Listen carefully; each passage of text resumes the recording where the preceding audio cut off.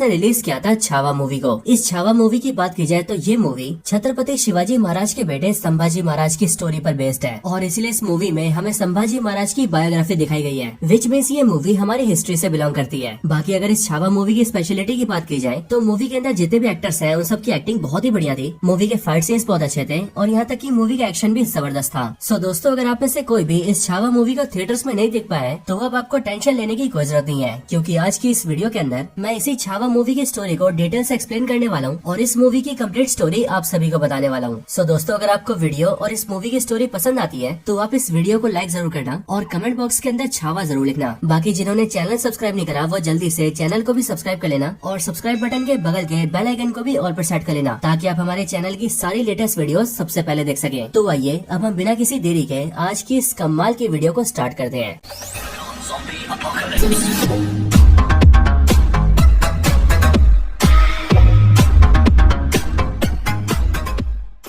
तो दोस्तों, छावा मूवी की स्टोरी स्टार्ट होती है साल 1680 से, लेकिन इस मूवी के स्टार्ट होते ही हमें 1680 से भी पहले का पास्ट दिखाया जाता है और इस पास्ट के अंदर हम इंडिया की हिस्ट्री जानते हैं। हमें पता लगता है कि 16th सेंचुरी तक इंडिया के मोस्टली एरियाज को इंडियन किंग्स रूल करते थे, लेकिन 16th सेंचुरी में पहली बार बाबर ने इंडिया पर कब्जा करा और उसी ने शुरुआत करी मुगल साम्राज्य की, जिसके बाद आगे चलकर मुगल एम्परर्स ही इंडिया पर रूल करते रहे और ये सारे के सारे मुगल एम्परर्स बहुत ही ज्यादा क्रूर थे और इसीलिए ये इंडियंस के ऊपर काफी ज्यादा अत्याचार करते थे। लेकिन इसी मुगल साम्राज्य का जो छठा एम्परर था उसका नाम था औरंगजेब और ये औरंगजेब सारे मुगल्स में भी सबसे ज्यादा क्रूर था, इसीलिए इसने इंडिया के लोगों को काफी ज्यादा परेशान किया था। लेकिन फिर यहीं पर इतिहास में एंट्री होती है शिवाजी महाराज की, जिनका असली नाम था शिवाजी भोसले। शिवाजी भोसले मराठा एम्पायर के फाउंडर थे, क्योंकि इन्होंने इंडिया के अंदर मराठा एम्पायर को एस्टेब्लिश किया था और जब ये पूरे मराठा एम्पायर के किंग बने थे तब इनका नाम पड़ा था छत्रपति शिवाजी महाराज। इसके साथ ही छत्रपति शिवाजी महाराज की जो सोच थी वो औरंगजेब से बिल्कुल उल्टी थी, क्योंकि जहाँ औरंगजेब सभी पर कब्जा करके उन्हें अपने हिसाब से रखता था, वहीं पर ही जो शिवाजी महाराज थे वो स्वराज में बिलीव करते थे, यानी कि एक ऐसा राज जहाँ पर सारे इंसानों को बराबर के राइट्स मिले और हर इंसान अपनी जिंदगी के फैसले खुद ही ले सके। और अपने इसी स्वराज की सोच को लेकर छत्रपति शिवाजी महाराज ने मराठा एम्पायर को काफी बड़ा कर दिया था। लेकिन इस दौरान औरंगजेब ने उन्हें मारने की काफी कोशिशें की थी, लेकिन उसने जितनी बार भी शिवाजी महाराज से लड़ने की कोशिश की तब शिवाजी महाराज ने हर बार उसकी आर्मी को हरा दिया और हर एक बार औरंगजेब को हार का सामना करना पड़ा। और दोस्तों, ये जो छावा मूवी है ये इन्हीं छत्रपति शिवाजी महाराज के बेटे संभाजी महाराज के ऊपर बेस्ड है। अब दोस्तों, इस पास्ट की कहानी के खत्म होते ही हम दिल्ली का लाल किला देखते हैं और हमें पता लगता है कि ये साल 1680 है एंड इस टाइम पर औरंगजेब लाल किला के जरिए पूरे इंडिया पर कंट्रोल करके बैठा है। लेकिन यहाँ पर थोड़ी देर बाद ही औरंगजेब को एक खबर मिलती है कि मराठा एम्पायर के किंग छत्रपति शिवाजी महाराज की मौत हो चुकी है और ये बात जैसी औरंगजेब के दरबार में आती है वैसे इस बात को सुनकर सारे दरबार के लोग काफी खुश होते हैं और साथ ही जो औरंगजेब होता है वो इस बात से खुश होकर सबको पार्टी भी देता है। लेकिन अब इसके बाद ही सीन शिफ्ट होता है और हम सीधा मध्य प्रदेश के एक शहर बुरहानपुर को देखते हैं। इस बुरहानपुर में हम ये देखते हैं कि यहाँ पर मुगल साम्राज्य के काफी सारे सोल्जर्स होते हैं। साथ ही साथ हमें ये भी पता लगता है कि ये बुरहानपुर औरंगजेब का सबसे फेवरेट शहर है। अब इस बुरहानपुर के किले के अंदर जितने भी सारे सोल्जर्स होते हैं वो भी यहाँ पर शिवाजी महाराज की मौत की खबर सुन के काफी खुश होते हैं, बट ये लोग अचानक से इस बात को फील करते हैं कि मराठा एम्पायर के कई सारे सोल्जर्स उन पर अटैक करने आ रहे हैं। इस बात को जानते ही सारे सोल्जर्स जल्दी से तैयार होते हैं और अपने वेपन्स को लेकर किले के बाहर आ जाते हैं ताकि वो मराठा एम्पायर के सोल्जर्स का सामना कर सके। लेकिन जब मराठा एम्पायर के सोल्जर्स पास आते हैं तब मुगल एम्पायर के सोल्जर्स ये देखते हैं कि उनके सामने मराठा एम्पायर का कोई सोल्जर नहीं है बल्कि सिर्फ और सिर्फ घोड़े हैं। और ऐसा इसीलिए दोस्तों क्योंकि मराठा एम्पायर के सोल्जर्स ने उनके सामने घोड़े छोड़ दिए थे ताकि सभी का ध्यान घोड़ों पर जाए। और इतने में हम ये देखते हैं कि मराठा एम्पायर के सोल्जर्स अगल बगल के रास्तों से किले के अंदर एंटर हो जाते हैं और देखते देखते मुगल सोल्जर्स के ऊपर अटैक कर देते हैं। इसके बाद ही सभी सोल्जर्स की फाइट स्टार्ट होती है। लेकिन फिर वहाँ पर जितने भी मराठा एम्पायर के सोल्जर्स होते हैं उनके बीच से एंट्री होती है छावा की, यानी कि शिवाजी महाराज के बेटे संभाजी महाराज की। और जैसा कि आप सब जानते हैं कि संभाजी महाराज को विक्की कौशल ने प्ले किया है। यहाँ पर हम ये देखते हैं कि संभाजी महाराज के साथ काफी कम सोल्जर्स होते हैं, लेकिन तब भी वो लोग देखते देखते मुगल सोल्जर्स को पेलने लगते हैं। और यहाँ पर मुगल सोल्जर्स का जो लीडर होता है उसका सामना सीधा संभाजी से होता है, लेकिन वो इस लड़ाई के अंदर एक ट्रैप को यूज करता है और संभाजी महाराज को नीचे के एक तहखाने में गिरा देता है। और जब संभाजी उस तहखाने में गिरता है तब वो देखता है कि वहाँ पर एक शेर है जो कि देखते देखते संभाजी पर अटैक कर देता है। लेकिन दोस्तों, यहाँ पर हम संभाजी की पावर्स और उसकी ब्रेवरी देखते हैं और हमें पता लगता है कि संभाजी महाराज देखते देखते उस शेर को ढेर कर देता है। लेकिन जब आखिर में वो शेर नहीं मानता तब संभाजी अपने दोनों हाथों से उसके दांत पकड़ता है और अपनी हाथों की ताकत से उसका मुंह चीर देता है और फिर उस शेर को मारकर संभाजी बाहर निकलता है एंड देन वो वहाँ वहाँ के सारे मुगल सोल्जर्स को बीट कर देता है। और फिर इन सब के बाद संभाजी वहाँ के सोल्जर्स के लीडर को घुटना पर लाता है और उसे जिंदा छोड़कर उससे कहता है कि जब औरंगजेब यहाँ पर आए तो तब तुम उसे बता देना कि ये सारा काम शिवाजी के बेटे संभाजी ने किया है। और औरंगजेब ये जरा भी न सोचे कि शिवाजी के मरने के बाद मराठा एम्पायर कमजोर हुआ है, बल्कि बेशक से शिवाजी महाराज जो कि एक शेर थे वो मर गए हैं, लेकिन उन शेर का बेटा यानी कि छावा अभी भी जिंदा है। और इस छावा के जिंदा रहते औरंगजेब कभी भी मराठा एम्पायर को हरा नहीं सकता है। और फिर ये सब करने के बाद ही संभाजी अपनी पूरी आर्मी लेकर वापस चला जाता है। इसके बाद औरंगजेब को जैसे इस बारे में पता लगता है वैसे वो जल्दी से बुरहानपुर आता है और यहाँ कर वो ये देखता है कि उसकी फेवरेट शहर को संभाजी महाराज और उसके सारे सोल्जर्स ने जहन्नुम बना दिया है। लेकिन ये सब देखकर औरंगजेब को बहुत ज्यादा गुस्सा आता है और इसीलिए वो अपनी आर्मी को ऑर्डर्स देता है कि वो सब लोग जल्दी से तैयारी करें और मराठा एम्पायर पर हमला करें और पूरे मराठा एम्पायर को बर्बाद करके वो लोग संभाजी महाराज को कैद कर लें और उसे मेरे पास लेकर आए। और फिर हम भी ये देखते हैं कि औरंगजेब के कहने पर उसकी आर्मी तैयारी करने लगती है और जल्दी से जल्दी मराठा एम्पायर की ओर निकल जाती है। अब दोस्तों इसके बाद सीन शिफ्ट होता है और हम सीधा मराठा एम्पायर को देखते हैं। मराठा एम्पायर के अंदर हम सीधा रायगढ़ के किले को देखते हैं जो किला महाराष्ट्र के अंदर है। एंड इसी रायगढ़ किले के अंदर रहकर संभाजी महाराज पूरे मराठा एम्पायर को रूल करते हैं। इस रायगढ़ किले के अंदर संभाजी अपनी पूरी आर्मी के साथ लौटता है और फिर उसके यहाँ आने के बाद हम मराठा एम्पायर के कई सारे इंपॉर्टेंट कैरेक्टर्स को देखते हैं। यहाँ पर हम सबसे पहले संभाजी की वाइफ से मिलते हैं जिनका नाम होता है येसुबाई और इन्हें मूवी के अंदर प्ले किया है रश्मिका मंडाना ने। इसके साथ ही हम संभाजी महाराज के एक सौतेली माँ से भी मिलते हैं जिनका नाम सोयरा बाई होता है और साथ ही उनका एक 11 साल का बेटा भी होता है जिसका नाम राजा राम होता है और ये राजा राम संभाजी का सौतेला छोटा भाई होता है। बाकी इनके साथ भी हम कई सारे इंपॉर्टेंट कैरेक्टर से मिलते हैं जिनमें शामिल होते हैं मराठा एम्पायर के आर्मी चीफ सर सेनापति जिन्हें एक्टर आशुतोष राणा ने प्ले किया है और साथ ही साथ हम संभाजी के एक फ्रेंड से भी मिलते हैं जिनका नाम होता है कवि कलश और इस कवि कलश को प्ले किया है एक्टर विनीत कुमार सिंह ने। अब दोस्तों यहाँ पर हम ये देखते हैं कि छत्रपति शिवाजी महाराज की मौत की वजह से मराठा एम्पायर के लोगों को और सोल्जर्स को थोड़ा सा दुख तो होता है, लेकिन उन सभी को शिवाजी महाराज के बेटे संभाजी महाराज के नया राजा बनने की खुशी भी होती है। और इसी अगले सीन में हम ये देखते हैं कि मराठा एम्पायर के अंदर संभाजी महाराज का राज्याभिषेक किया जाता है और उन्हें मराठा एम्पायर का नया राजा बनाया जाता है, यानी कि मराठा एम्पायर का नया छत्रपति, जिसके बाद संभाजी कहलाते हैं छत्रपति संभाजी महाराज। अब दोस्तों यहाँ पर हम ये देखते हैं कि संभाजी का नया छत्रपति बनने की वजह से सभी लोग काफी खुश होते हैं, लेकिन संभाजी की जो सौतेली माँ होती है जिनका नाम सोयरा बाई होता है वो उनके राजा बनने से बिल्कुल भी खुश नहीं होती है। और ऐसा इसीलिए क्योंकि उनका जो बेटा होता है जिसका नाम राजा राम होता है वो उसे ही राजा बनते हुए देखना चाहती है। और इसलिए दोस्तों सोयरा बाई ये प्लान बनाती है कि वो संभाजी महाराज को मरवा देगी ताकि संभाजी के मरते ही उनका बेटा राजा बने। और इस काम के लिए हम ये देखते हैं कि मराठा एम्पायर के 5 सीनियर लेवल के मिनिस्टर्स इस काम में सोयरा बाई के साथ मिले होते हैं और इसलिए ये पांचों भी सोयरा बाई के साथ मिलकर संभाजी को मारने का प्लान बनाने लगते हैं। लेकिन अब इसके बाद ये सीन शिफ्ट होता है और हम संभाजी के वाइफ के 2 भाइयों से मिलते हैं, यानी कि संभाजी महाराज के सालों से। यहाँ पर संभाजी के जो ये दोनों साले होते हैं वो उनसे मिलकर कहते हैं कि वो शिवाजी महाराज और संभाजी महाराज के स्वराज की सोच से काफी खुश हैं, लेकिन असल में वो लोग ये चाहते हैं कि वो लोग जिस एरियाज के लीडर हैं उन्हें उस एरिया का पूरा कंट्रोल दे दिया जाए ताकि वो लोग उस एरिया को अपने हिसाब से चला सके। लेकिन दोस्तों हम ये देखते हैं कि जो संभाजी महाराज होते हैं वो ऐसा करने से मना कर देते हैं और ऐसा इसीलिए क्योंकि अगर संभाजी ने उन्हें अपने इलाके को अपने हिसाब से चलाने को दे दिया तो इस चीज की डिमांड बाकी लोग भी करेंगे एंड अगर ऐसा होता है तो स्वराज यानी कि लोगों का राज कभी नहीं आएगा और इसीलिए स्वराज की खातिर संभाजी ऐसा करने से मना कर देते हैं। लेकिन दोस्तों हम ये देखते हैं कि संभाजी के मना करने की वजह से संभाजी के दोनों सालों को काफी गुस्सा आता है और वो मन ही मन संभाजी से जलने लगते हैं। लेकिन अब इसी टाइम पर हम दूसरी तरफ औरंगजेब को देखते हैं जहाँ पर हमें पता लगता है कि औरंगजेब के कई सारे बच्चों में उसका एक बेटा था जिसका नाम था अकबर और ये अकबर औरंगजेब को धोखा देकर राजा बनना चाहता था, जिसके लिए उसका ये प्लान था कि वो अपने फादर को मार दे और मुगल साम्राज्य का नया राजा बन जाए। लेकिन जब औरंगजेब को इस बारे में पता लग गया तब उसके बेटे अकबर की जान खतरे में आ गई और इसीलिए अकबर वहाँ से भाग गया और वो अपने कई सारे सैनिकों के साथ मिलकर मराठा एम्पायर में घुस गया। अब मराठा एम्पायर में आने के बाद ही जो अकबर होता है वो सीधा संभाजी को मिलने को बुलाता है और उनसे बातचीत करता है और उनसे बात करके वो संभाजी से कहता है कि वो जानता है कि संभाजी का दुश्मन भी औरंगजेब ही है और साथ ही साथ वो भी अपने फादर औरंगजेब को मारना चाहता है और इसीलिए उसका ये प्लान है कि वो और संभाजी साथ मिल जाएं और वो लोग मिलकर औरंगजेब को खत्म कर दें। लेकिन दोस्तों हम ये देखते हैं कि संभाजी ऐसा करने से मना कर देता है और संभाजी अकबर से सिंपली ये बोलता है कि मराठा कभी भी मुगल का साथ नहीं देते क्योंकि कोई भी मुगल विश्वास के काबिल नहीं है और फिर ये बोलकर संभाजी वहाँ से जाने लगता है। लेकिन फिर उसी टाइम पर अकबर संभाजी को एक रिटर्न पेपर दिखाता है और वो पेपर संभाजी को पढ़ने के लिए देता है, जिसके बाद जब संभाजी उस पेपर को पढ़ता है तब उसे पता लगता है कि उस पेपर का जो लेटर है वो उसकी सौतेली माँ सोयरा बाई ने लिखा है और ये लेटर सोयरा बाई ने अकबर को भिजवाया होता है और उस लेटर में ये लिखा होता है कि अकबर संभाजी को मारने में सोयरा बाई की मदद करे और अगर अकबर संभाजी को मार देता है तो उसके बाद सोयरा बाई मुगल साम्राज्य का नया राजा अपने बेटे को बनाएगी और जब उसका बेटा राजा राम नया राजा बन जाएगा तब अकबर को मुगल साम्राज्य का जितना हिस्सा चाहिए होगा वो उसे खुशी खुशी दे देगी। अब इन सारी बातों को पढ़ने के बाद ही संभाजी को बहुत बड़ा धक्का लगता है और अब क्योंकि अकबर ने संभाजी को एक सच्चाई बताई होती है इसलिए संभाजी अकबर का साथ तो नहीं देता, लेकिन वो अकबर को एक वचन देता है और वो अकबर से कहता है कि वो जानता है कि औरंगजेब यानी कि उसका बाप उसके पीछे पड़ा है और अगर अकबर औरंगजेब के हाथ पड़ा तो वो उसे मार देगा। लेकिन संभाजी अकबर को ये वचन देता है कि जब तक वो मराठा एम्पायर की जमीन पर खड़ा है तब तक औरंगजेब उसका कुछ नहीं बिगाड़ सकता है और अगर औरंगजेब या फिर उसकी आर्मी का कोई भी मेंबर उसे मारने आता है तो संभाजी खुद अकबर की प्रोटेक्शन करेगा। जाएगा। अब ये वचन देने के बाद ही संभाजी जल्दी से रायगढ़ अपने महल में आता है और फिर वो जल्दी से उन 5 आदमियों को ढूंढ लेता है जिन्होंने संभाजी को मारने के प्लान में सोयराबाई का साथ दिया था। और उन 5 को ढूंढकर संभाजी उन 5 को हाथी से कुचलवा के मार देता है, क्योंकि उन सब ने अपने राजा को मारने का प्लान बनाया था, जो कि एक बहुत ही बड़ा क्राइम होता है। लेकिन अगर बात करें सोयराबाई की, तो सोयराबाई संभाजी की सौतेली माँ थी और संभाजी उनसे बहुत ज्यादा प्यार करता था और इसीलिए संभाजी उनसे कुछ नहीं कहता है। लेकिन जब सोयराबाई अपने रूम में सो रही होती है तब संभाजी उनके पास जाता है और वो उनके पैर छूकर ये प्रे करता है कि उनकी माँ यानी कि सोयराबाई अपनी लाइफ में जो भी चाहे उन्हें वो मिल जाए और भगवान उनकी सारी इच्छाओं को पूरा करे। लेकिन दोस्तों इसके बाद ही हम ये देखते हैं कि औरंगजेब ने मराठा एम्पायर पर अटैक करने के लिए अपनी जो लाखों की आर्मी भेजी थी वो देखते देखते मराठा एम्पायर तक पहुंच जाती है और फिर मुगल एम्पायर के सारे सोल्जर्स मराठा एम्पायर में घुसकर वहाँ के सारे गाँव को डिस्ट्रॉय करने लगते हैं और सभी आम लोगों को जान से मार देते हैं। वो मर्दों को मारते हैं, औरतों को मारते हैं, बूढ़ों को मारते हैं और यहाँ तक कि सारे बच्चों को भी मारने लगते हैं। साथ ही साथ वो उनके घरों को लूट लेते हैं और लूट कर उन सबके घर को आग भी लगा देते हैं। और हम ये देखते हैं कि वो सारे मुगल सोल्जर्स देखते ही देखते मराठा एम्पायर के सारे गाँव को डिस्ट्रॉय करने लगते हैं। लेकिन अब इन सब के बारे में जैसे संभाजी को पता लगता है वैसे वो सारे मुगल सोल्जर्स को रोकने का और उन्हें हराने का प्लान बनाता है। लेकिन उन्हें ये पता लगता है कि जो मुगल एम्पायर के सोल्जर्स हैं उनकी संख्या लाखों में है और मराठा एम्पायर के सोल्जर्स सिर्फ और सिर्फ 25,000 हैं। लेकिन सिर्फ 25,000 होने के बाद भी मराठा एम्पायर के सारे सोल्जर्स उन लाखों सोल्जर्स से लड़ने के लिए तैयार होते हैं। लेकिन संभाजी सीधी लड़ाई से मना कर देता है, क्योंकि वो जानता है कि सीधी लड़ाई में शायद से वो उन सारे मुगल सोल्जर्स को हरा तो देंगे, बट ऐसा करने में मराठा एम्पायर के भी काफी सोल्जर्स मारे जाएंगे और संभाजी ऐसा नहीं चाहता था। एंड इसके लिए वो ये डिसाइड करता है कि वो मुगल सोल्जर्स को हराने के लिए गुरिल्ला वॉरफेयर का यूज करेगा। अब दोस्तों ये जो गुरिल्ला वॉरफेयर होती है ये युद्ध का एक ऐसा तरीका होता है जिसमें दुश्मन से सामने से नहीं लड़ा जाता है, बल्कि इसमें दुश्मन पर छुपकर वार किया जाता है और बिल्कुल तेजी से दुश्मन को खत्म कर दिया जाता है। और दोस्तों मैं आपको बता दूं कि जो गुरिल्ला वॉरफेयर है इसकी शुरुआत इंडिया में शिवाजी महाराज ने की थी और इसलिए मराठा एम्पायर के सोल्जर्स गुरिल्ला वॉरफेयर के बारे में काफी बढ़िया से जानते हैं। अब ये डिसाइड करने के बाद ही संभाजी और उनके मराठा एम्पायर के सारे सोल्जर्स मिलकर मुगल सोल्जर्स को घेर घेर के मारते हैं। मुगल सोल्जर्स अगर जंगल में होते हैं तो वो लोग जंगल में छुप के मारते हैं और अगर वो लोग पहाड़ों पर होते हैं तो मराठा एम्पायर के सोल्जर्स उन्हें पहाड़ों पे छुप छुप के मारते हैं और इस तरह से देखते देखते वो सारे मुगल सोल्जर्स को मारने लगते हैं। बढ़िया देखकर औरंगजेब और सारे सोल्जर्स भेजता है, लेकिन मराठा एम्पायर के सोल्जर्स उन्हें भी धीरे धीरे करके खत्म कर देते हैं और इस तरह से धीरे धीरे करके 8 साल बीत जाते हैं। यानी कि 8 सालों तक इसी तरह की लड़ाई चलती रहती है, लेकिन हर एक लड़ाई को मराठा एम्पायर के सोल्जर्स ही जीतते हैं। पर 8 सालों बाद औरंगजेब को ये पता लगता है कि इस तरीके से हार हार कर उसकी जो सोल्जर्स की आर्मी है वो आधी हो गई है। साथ ही साथ उसके खजाने का स्टॉक भी काफी कम हो गया है, क्योंकि उसने लड़ने में अपना काफी सारा पैसा गवा दिया है। लेकिन जब इन सारी बातों से मुगल एम्पायर परेशान होता है कि अब उन्हें आगे क्या करना चाहिए, तब उसी टाइम पर उनके साथ अचानक से एक बड़ी अजीब सी घटना होती है। और वो घटना ये होती है कि जो संभाजी के 2 साले होते हैं वो सीधा औरंगजेब से मिलने आते हैं। औरंगजेब से मिलकर संभाजी के दोनों साले उससे कहते हैं कि औरंगजेब की तरह ही वो लोग भी संभाजी को जान से मारना चाहते हैं और इसलिए संभाजी को मारने में वो लोग औरंगजेब की हेल्प करेंगे। बस बदले में वो लोग ये चाहते हैं कि संभाजी को मारने के बाद मराठा एम्पायर के अंदर उनका जो एरिया है औरंगजेब उन्हें वो एरिया पूरी तरह से सौंप दे और आगे भी उनसे वो एरिया कभी न छीने, ताकि वो दोनों अपने एरिया को अपने हिसाब से रूल कर सके। अब औरंगजेब इस प्रस्ताव को मान जाता है, जिसके बाद उन दोनों की डील हो जाती है और संभाजी के दोनों साले औरंगजेब से मिल जाते हैं। इधर दूसरी तरफ मराठा एम्पायर में हम ये देखते हैं कि मराठा एम्पायर के सोल्जर्स धीरे धीरे करके सारे वॉर्स को जीतते जा रहे थे और ऐसा कर करके उन्होंने औरंगजेब और मुगल एम्पायर को काफी कमजोर कर दिया था। अब इसके बाद मराठा एम्पायर के जितने भी एरिया लीडर्स थे उन सभी को संभाजी एक मीटिंग के लिए बुलाता है और ये मीटिंग रखी जाती है महाराष्ट्र के संगमेश्वर में। अब संगमेश्वर के अंदर ये मीटिंग इसीलिए रखी गई है ताकि संभाजी सभी के साथ मिलकर आगे की लड़ाइयों की स्ट्रेटेजी बना सके और स्ट्रेटेजी बनाकर मराठा एम्पायर की आर्मी को एक साथ किया जाए और एक साथ मिलकर औरंगजेब की मुगल एम्पायर पर अटैक किया जाए। और अगर मराठा एम्पायर ने ऐसा कर दिया तो फिर वो लोग औरंगजेब को जरूर हरा देंगे, जिसके बाद जाकर वो पूरे भारत देश को मुगल साम्राज्य से फ्री करा देंगे और फिर जाकर निर्माण होगा एक अखंड भारत का और फिर उस अखंड भारत में स्वराज की स्थापना होगी। और इस तरह से संभाजी महाराज, शिवाजी महाराज और पूरे मराठा एम्पायर का सपना सच करेगा। अब इसी सोच को लेकर संभाजी रामेश्वरम में मीटिंग करता है और हम ये देखते हैं कि इस मीटिंग के अंदर 250 वॉरियर्स होते हैं, जिन सभी 250 वॉरियर्स को संभाजी पहले मोटिवेट करता है एंड देन सभी मिलकर अपनी बड़ी लड़ाई की स्ट्रेटेजी बनाते हैं। लेकिन अब इन सब के बाद रात होने पर वो लोग यहाँ पर सो जाते हैं और सबके सोने पर कुछ वॉरियर्स यहाँ पर पहरेदारी करते हैं। लेकिन जो लोग पहरेदारी कर रहे होते हैं वो लोग ये देखते हैं कि उनके सामने से मुगल एम्पायर की एक बड़ी सी आर्मी चलकर आ रही है। लेकिन जिस रास्ते से मुगल एम्पायर के सोल्जर्स आ रहे होते हैं उस रास्ते को देखकर वो लोग काफी दंग रह जाते हैं, क्योंकि वो रास्ता असल में एक सीक्रेट रूट होता है और इस रास्ते के बारे में सिर्फ मराठा एम्पायर के वॉरियर्स को ही पता होता है। लेकिन फिर कुछ टाइम बाद ही वो लोग ये देखते हैं कि वो सारे मुगल सोल्जर्स जो कि उनके तरफ आ रहे हैं उन सभी के साथ संभाजी के दोनों साले भी हैं और इसलिए उन दोनों को वहाँ पर देखकर वो सभी ये समझ जाते हैं कि संभाजी के दोनों सालों ने संभाजी और मराठा एम्पायर के साथ विश्वासघात किया है और वो दोनों औरंगजेब के साथ मिल गए हैं। और इसलिए ये बात जानते ही वो लोग जल्दी से संभाजी के पास जाते हैं और उन्हें ये सारी बात बताकर अलर्ट करते हैं और उनके साथ साथ वो सारे मराठा एम्पायर के वॉरियर्स को भी जगह देते हैं, जिसके बाद सबको सिचुएशन का पता लगता है। अब यहाँ संगमेश्वर के अंदर टोटल 250 मराठा वॉरियर्स होते हैं, लेकिन जो मुगल एम्पायर के सोल्जर्स उनके सामने से आ रहे होते हैं उनकी संख्या 5000 की होती है। और इसीलिए उन सबको देखकर ये सारे मराठा वॉरियर्स संभाजी से कहते हैं कि वो जल्दी से जल्दी यहाँ से निकल जाएं और जल्दी से रायगढ़ जाएं हैं, क्योंकि संभाजी मराठा एम्पायर के छत्रपति हैं और इसीलिए उनका सही सलामत रहना बहुत जरूरी है और इसलिए संभाजी को जल्दी से यहाँ से निकल जाना चाहिए। क्योंकि दोस्तों हम ये भी देखते हैं कि यहाँ पर जो 5000 के मुगल सोल्जर्स होते हैं उन सब के पास हर तरह के हथियार होते हैं और वहीं पर जो मराठा वॉरियर्स होते हैं उनके पास सिर्फ और सिर्फ उनकी एक तलवार होती है। लेकिन दोस्तों यहाँ पर हमें देखते हैं कि संभाजी यहाँ से जाने से मना कर देता है और वो अपनी जगह एक दूसरे वॉरियर को रायगढ़ भेज देता है एंड उससे कहता है कि यहाँ पर जो भी हो रहा है उस बारे में वहाँ पर जाकर सबको बता दो। और उसको भेजने के बाद वो अपने सारे वॉरियर से कहता है कि शायद से आप सभी ये भूल रहे हैं कि मैं एक शेर का बेटा हूँ, मैं एक छावा हूँ और एक छावा कभी भी कुत्तों से नहीं डरता है और इसीलिए मैं यहाँ रहकर इन सबका सामना करूंगा। संभाजी की बात सुनकर सारे वॉरियर्स के अंदर जोश आ जाता है और इसीलिए वो सभी संभाजी के साथ मिलकर लड़ने के लिए पूरी तरह से तैयार हो जाते हैं। लेकिन फिर दोस्तों देखते देखते अटैक हो जाता है और मुगल सोल्जर्स जल्दी जल्दी करके संगमेश्वर के अंदर एंटर होने लगते हैं और फिर हम ये देखते हैं कि दोनों साइड के सोल्जर्स एक दूसरे को मारने लगते हैं। लेकिन अब क्योंकि दोस्तों मुगल सोल्जर्स 5000 होते हैं और मराठा सोल्जर्स सिर्फ 250, वो भी अनप्रिपेयर्ड, इसीलिए इस लड़ाई के अंदर मराठा वॉरियर्स की हार होने लगती है और हम ये देखते हैं कि मराठा वॉरियर्स धीरे धीरे करके मरने लगते हैं। इसके बाद कई घंटों की लड़ाई के बाद मराठा वॉरियर्स लगभग खत्म हो जाते हैं और अगर बचते हैं तो सिर्फ संभाजी और उनका एक दोस्त। लेकिन ये दोनों अभी भी बहादुरी से मुगल सोल्जर्स का सामना कर रहे होते हैं और मुगल का कोई भी सोल्जर संभाजी को छू भी नहीं पा रहा होता है। लेकिन यहाँ पर भी संभाजी के दोनों साले मुगल सोल्जर्स को बता देते हैं कि उन लोगों को संभाजी को हराने के लिए उनके हाथों को जकड़ना होगा। और फिर ये बात जानते हैं जो मुगल सोल्जर्स होते हैं वो जल्दी से कई सारी चेन्स का इस्तेमाल करते हैं और चेन फेंक फेंक के संभाजी के दोनों हाथ और दोनों पैर को जकड़ लेते हैं। और फिर जब संभाजी चेनों की वजह से कुछ नहीं कर पाता तब मुगल सोल्जर्स देखते देखते संभाजी को तलवार से काटने लगते हैं और उसे पूरी तरह से लहूलुहान कर देते हैं। इसके बाद संभाजी को और उसके दोस्त कवि कलश दोनों को औरंगजेब के पास ले जाया जाता है, जहाँ पहुँचने के बाद ही औरंगजेब सबसे पहले कवि कलश को मरवा देता है और संभाजी को अपने सामने बंधवा देता है और फिर वो संभाजी से अपने सामने हार मानने के लिए कहता है। लेकिन संभाजी औरंगजेब से हार नहीं मानता है और इसीलिए औरंगजेब सबसे पहले संभाजी की बॉडी के सारे नाखून उखड़वा देता है। देन उसके बाद वो उनके दोनों आंखों में गर्म सरिया डालकर उनकी आंखें फुड़वा देता है और फिर इसके बाद वो उनकी जीभ भी काट देता है और इसी तरह से औरंगजेब संभाजी के साथ सारे गलत काम करता है। लेकिन तब भी संभाजी औरंगजेब के सामने घुटने नहीं टेकता है। लेकिन कई दिनों तक इतना कुछ होने की वजह से संभाजी अपना देह त्याग कर देते हैं, यानी कि संभाजी की मृत्यु हो जाती है, पर अपने मरने तक भी वो औरंगजेब के सामने झुकते नहीं है। बाकी दोस्तों इसके बाद ही हम मराठा एम्पायर को देखते हैं, जहाँ पर हमें पता लगता है कि औरंगजेब ने अपने सारे सोल्जर्स का इस्तेमाल करके मराठा एम्पायर के रायगढ़ को पूरी तरह से घेर लिया था और इसी वजह से मराठा एम्पायर के वॉरियर्स संभाजी महाराज की मदद के लिए नहीं आ पाए थे। लेकिन जब संभाजी महाराज की मौत की खबर वहाँ पर पहुँचती है तब सबको बहुत ज्यादा दुख होता है। लेकिन फिर उसके बाद संभाजी के छोटे भाई राजा राम को नया छत्रपति बनाया जाता है। अब ये खबर जैसी औरंगजेब को पता लगती है वैसी ये खबर जिसने औरंगजेब को सुनाई होती है औरंगजेब उसे चाकू मार के जान से मार देता है और फिर वो संभाजी महाराज की लाश के सामने आकर कहता है कि मुझे शिवाजी से बहुत ज्यादा जलन है, क्योंकि शिवाजी के घर में तुम जैसे शेर ने जन्म लिया था। संभाजी काश तुम्हारे जैसा मेरा बेटा होता, क्योंकि अगर तुम्हारे जैसा मेरा बेटा होता तो वो मेरे लिए पूरी दुनिया को जीत लेता। और फिर दोस्तों हम ये देखते हैं कि इसके साथ ही ये छावा मूवी यहीं पर एंड हो जाती है।